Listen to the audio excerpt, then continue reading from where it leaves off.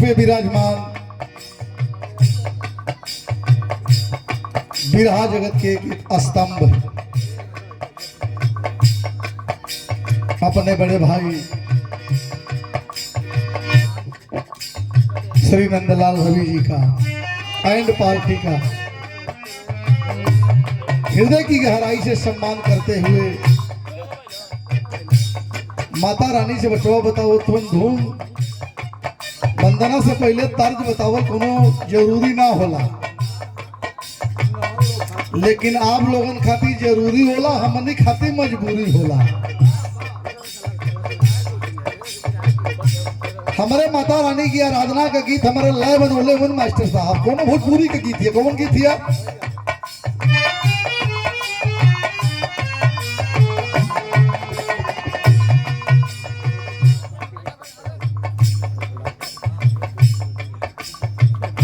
प्रधान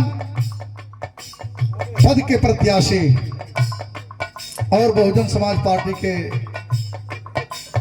आप सेक्टर अध्यक्ष हैं, आप हमारे बड़े भैया श्री संजय पहलवान जी, प्यार भरा पुष्पहार बहुत सारे रुपयों से आपने हौसला अफजाई किया है। मालिक सुखी रखे, मनोकामना पूर्ण होखे, हर भाई लोगन के प्रणाम हो। कौन लय है?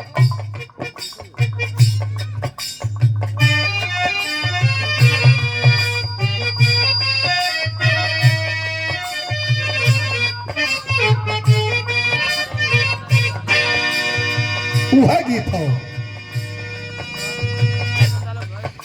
कि सुन पगली रे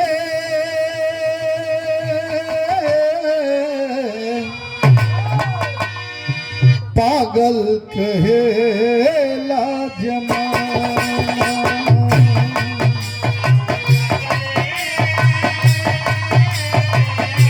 पागल कहे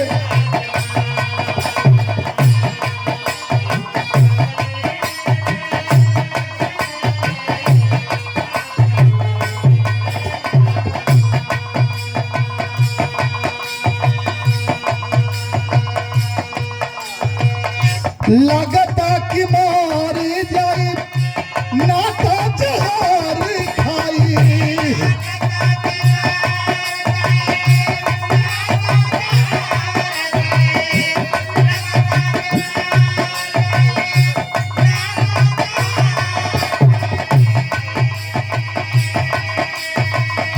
लगता कि मार जाए नाता जहर खाई, लोगवन का सुनी सुनता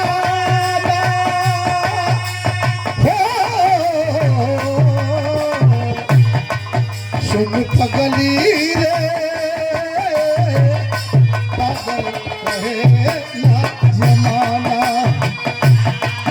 सुन पगली रे पागल कहेला